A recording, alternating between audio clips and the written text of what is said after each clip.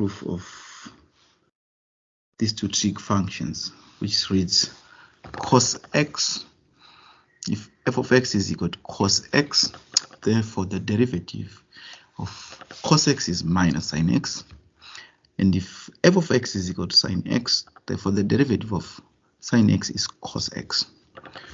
We prove this using these approximations, which is we can approximate cos x with 1 minus x squared over 2. And we can also approximate sin x with x. This is shown in numerical methods whereby we are saying, we're using techniques whereby we are saying there are certain functions that are quite complex, and then we need to approximate them with other functions. There are techniques such as the Newton-Raphson methods, the Euler expansion methods, the Taylor's theorem. There are quite a number of techniques you can use. But for now, we are using these two, approximating cos x with 1 minus x squared and sin x is equal to x. This also can be shown through the Taylor's expansion. However, a simple, quick, for those that are quite curious, is to look at cos x in its small domain of minus pi to pi over 2, that it is a graph that looks like it's a parabola in nature. And if you draw the same graph like this graph here, you can see as well that this graph here, 1 minus x squared over 2, is quite close. So we are actually within the space to approximate for small values. Cos x is approximately equal to 1 minus x squared. That goes with, let me just extend it here, the graph of sine. It looks like this.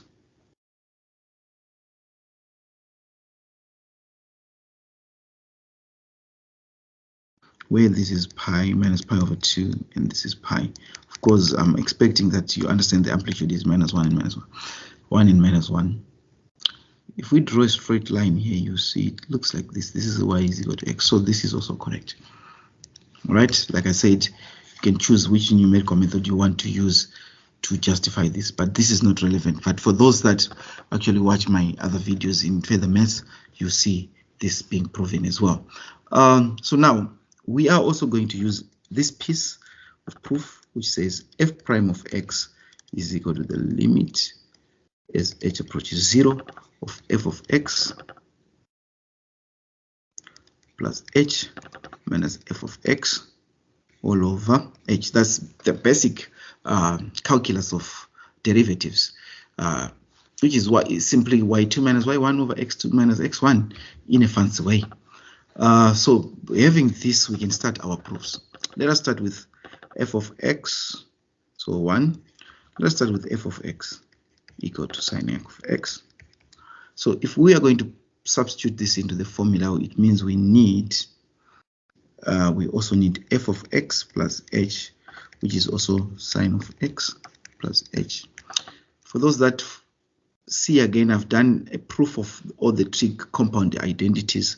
So this is expanded as x sin x cos h cos x sin x. So these are the pieces of information we need to complete this proof. Therefore, now f prime of x, which is the limit as h approaches 0 of what? Of f of x plus h, which is sin x cos h plus cos x sin h. It's clear here there is a problem, which should be sin h.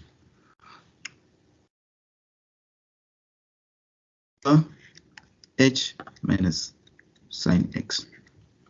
So we are interested with sin x here because x is defined over this space. So we are interested with sin x. H is very small. So we can factorize sin x here, and we're left with cos h minus 1. And this is simply going to remain sin h cos x sin h, everything over h here. So since we're approximating these small values of h which is approaching 0, we can actually say cos h is approximately equal to 1 minus h squared over 2, and sine h is approximately equal to h. So this will give us what we want here, which is the limit as h approaches 0 of sine x, and then I'm going to place 1 minus h squared over 2 minus 1. Then here I'm going to place h, and I'm dividing everything with h. And if you keep on simplifying, you see that the 1 and the 1 cancels. The h will also do the same. So we are left with minus h over 2. And this side we are just left with cos x.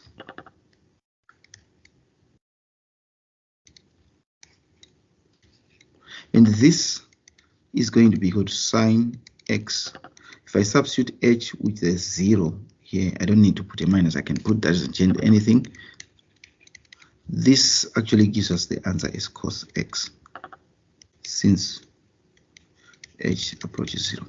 So once you know this type of proofs, you can do the complicated proofs in trigonometry that are needed for differentiation and integration, complicated functions. So this is the first proof. It is the derivative of sine x is cos x. The second proof, we are going to have f of x is equal to cos of x, and we are going to have f of x plus h is equal to cos of x plus, okay,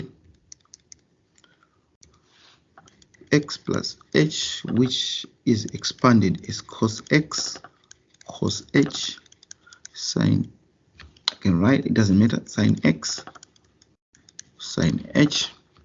And since I've already explained, cos h is approximately equal to 1 minus h squared over 2. Sine h is approximately equal to h. And the formula, these are the pieces of information I need to complete my proof. Okay, substituting this into the formula gives us the limit as h approaches 0 of f of x, which is equal to cos x, cos h, sine x, sine h, minus cos x, everything under h. This is equal to the limit as h approaches 0.